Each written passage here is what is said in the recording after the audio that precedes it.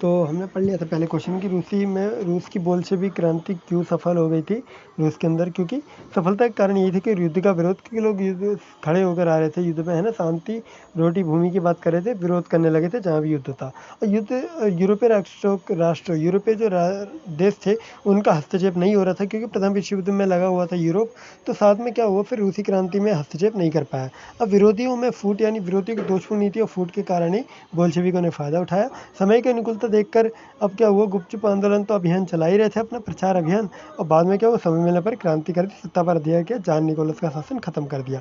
फिर जनता का समर्थन भी मिल गया लेनिन को, तो लेनिन ने क्या, किसान श्रमिकों को इकट्ठा किया, बोला सरकार कर रही है बुरा तुम्हारे साथ, मेरा सपोर्ट करो, और फिर क्रांति सफल होगी। जान निकोलस शासन हटा, सोवियत संघ एक समाजवादी गणराज्य बन गया। फिर अगर क्रांति की बात करें तो क्रांति का जो प्रभाव पड़ा पूरे विश्व पर, तो रूस के ऊपर क्या प्रभाव पड़ा वो हम पढ़ते हैं इस वीडियो में। तो देखा जाए तो 1905 में जो रूसी क्रांति हुई थी वो असफल हो गई थी प्रत्यक्ष रूप से, लेकिन जनता को उसने प्रभावित कर दिया था। जनता के अंदर जो राजनीतिक जागरूकता है उसको उत्पन्न कर दिया था। लोगों को धीरे धीरे अपने राइट्स का ज्ञान होने लगा कि हमारे पास वोटिंग राइट्स होना चाहिए, है ना। लोगों को लोकतांत्रिक शासन का ज्ञान होने लगा, तो परिचित हुए लोग। जब परिचित हो गए तो उन्होंने फिर क्या किया, लोगों ने सत्ता हाथ में लेनी चाहिए। अब सत्ता हाथ में लेनी चाहिए तो 1917 में क्रांति कर दी, और वो क्रांति सफल हो गई। अब जब सफल हो गई क्रांति तो वो हमने कारणों पर पढ़ चुके हैं। अब विश्व पर इसका प्रभाव क्या पड़ा, तो देखिए प्रथम विश्व युद्ध और रूस, ये हम लिख के टॉपिक लिख के फिर हम स्टार्ट करेंगे इसको।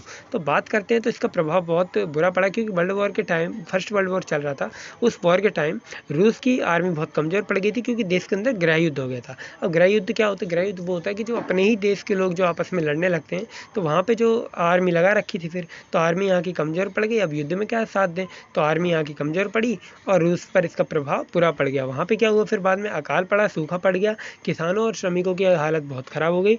तो आपस में इकट्ठे होकर उन्होंने क्रांति कर दी। अब जब क्रांति कर दी तो रूस के अंदर इच्छा आई कि रूस क्या चाहता था, रूस चाहता था एक नया समाज बना दूं भैया, यहाँ पे बहुत क्रांति हो रही है। तो रूस क्या चाहता था, फिर एक नया समाज बनाना, जहाँ पे ना कोई क्लास होगी, ना अमीर गरीब होगा, ना कोई ब्राह्मण क्षत्रिय वैश्य शूद्र, ना कोई वर्ग होगा, ना कोई स्टेट होगा, कोई राज्य नहीं होगा, है ना, राज्य विहीन होगा।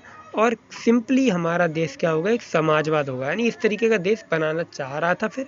तो जब चाह लिया है तो उसने क्या किया, फिर दूसरे देशों में भी फिर साम्यवाद का प्रचार करना स्टार्ट कर दिया, क्योंकि खुद के देश में तो वो साम्यवाद ला ही दिया लगभग, है ना, उसने इच्छा करी ली तो आ ही गया फिर।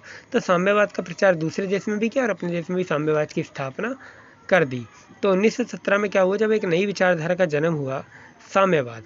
तो फिर कार्ल मार्क्स की जो विचारधारा है, कार्ल मार्क्स की विचारधारा यही है कि इन पूंजीपतियों को ख़त्म करो और पूंजीपतियों को जो पैसा है इनको मार के गरीबों में बांट दो। तो देखिए कार्ल मार्क्स की विचारधारा को फिर उन्होंने पूरे विश्व में प्रचार किया और यही बात की गई। इस तरीके से क्वेश्चन होता है समाप्त। निष्कर्ष में हमें वही लिखना है जो हम समझ गए हैं ऊपर से पढ़ के, जितना भी वो हमें लिखना है।